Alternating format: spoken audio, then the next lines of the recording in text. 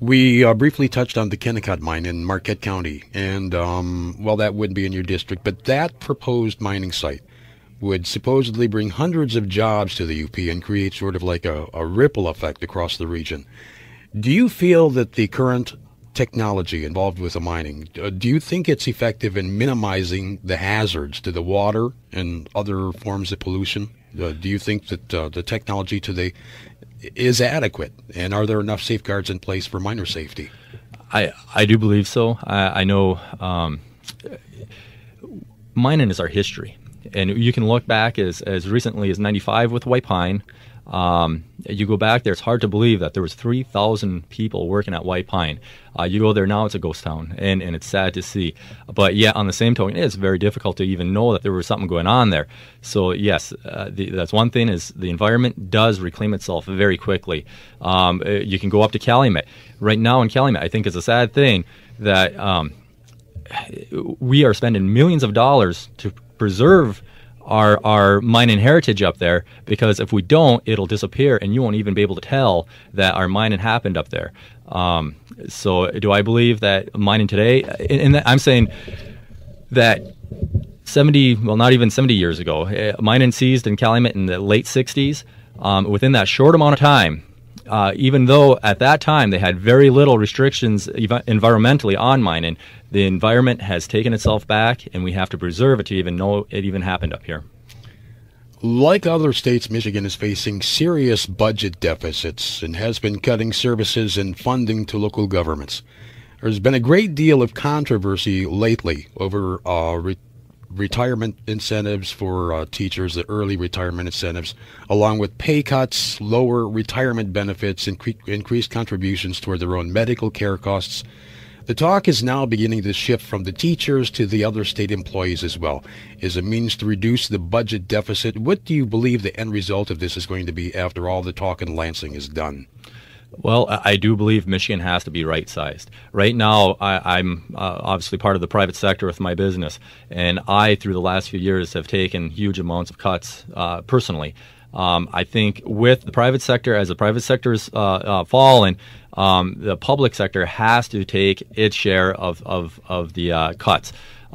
We have to do that so we can actually get our state back in balance with our taxes, because our states are in competition with each other. We have to understand that. And Michigan right now is one of the worst states to be in business in. We have to be able to get ourselves back in check. We have to get our spending under control, and with that, that's going to have to be cuts. And I hate to say it, and it's painful, and it's painful for us all. And the private sector has been feeling this pain for a long time already. It's time also for the public sector to take a little bit of it, as much as we can, so we can get it back under control, get the private sector growing again. And with that, if we can get the private sector, as we know, the private sector is what funds the public sector, get that back under control, get it growing again to the point where we can get our public services back also. The Obama administration and the U.S. Supreme Court recently refused to order the closure of 2 Illinois shipping canals in an effort to stop the spread of the Asian carp into the Great Lakes. Illinois claims that those electric barriers installed there have been effective in controlling the spread of that invasive species, and that the closure of the Illinois locks would have a detrimental effect on the Illinois economy, jobs, waterway, shipping. What do you think about the situation, and what would you propose to do to save the Great Lakes from this and other dangers? Well, obviously, like I said earlier, the Great Lakes is one of the main reasons, Lake Superior is one of the main reasons I live in this community.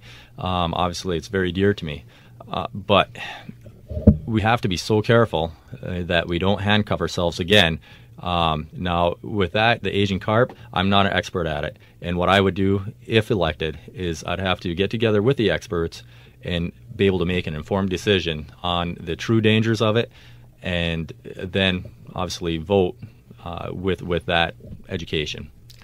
Okay, while we're still on the Great Lakes, the eyes of the nation are focused on the Gulf Coast region right now because of the BP oil spill and the damage done on many levels. And for all intents and purposes, we have a ban on drilling in Michigan's Great Lakes, which would probably avoid a catastrophe like the one down in the Gulf Coast states.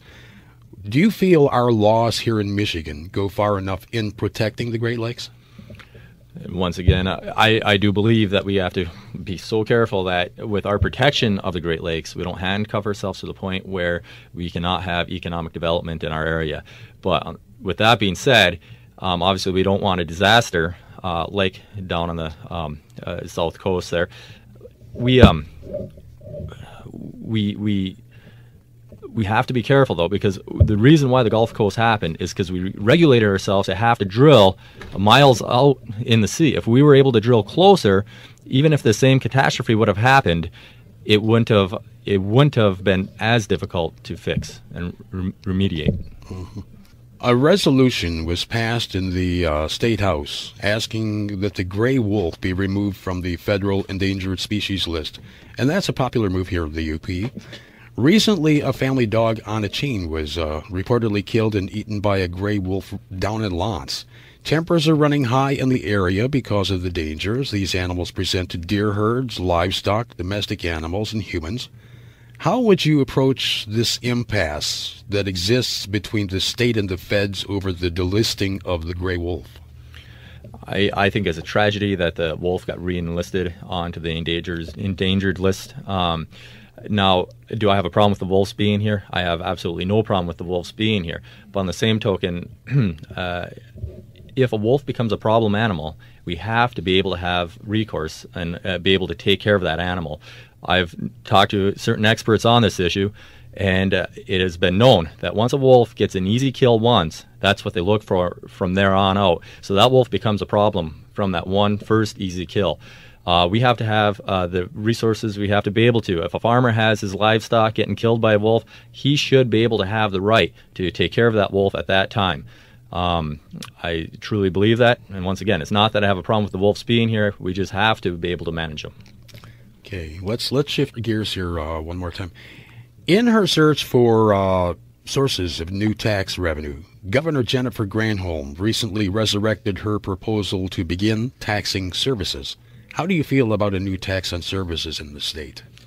Once again, Michigan is one of the worst states already to do business in.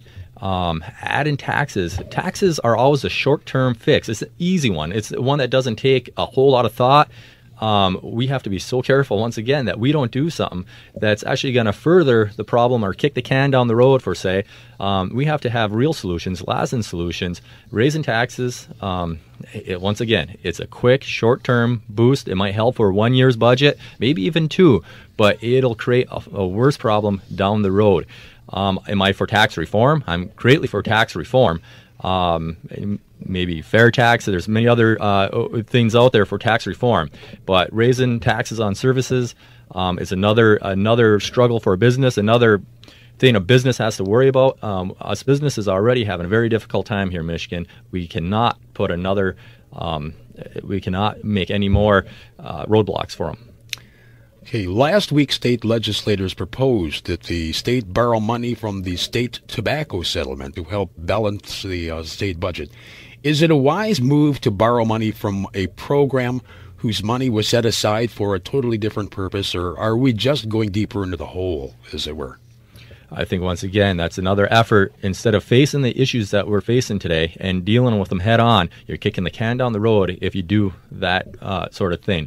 We got tough decisions to make, and it's because we didn't make these decisions earlier that they're going to be so painful now. But they have to be made for a long-lasting return to Michigan's prosperity. My guest in the first segment of Copper Country Today this morning is Matt Hookey, the Republican candidate for state representative for the 110th Michigan District. We'll take a short break here, and in 60 seconds we'll read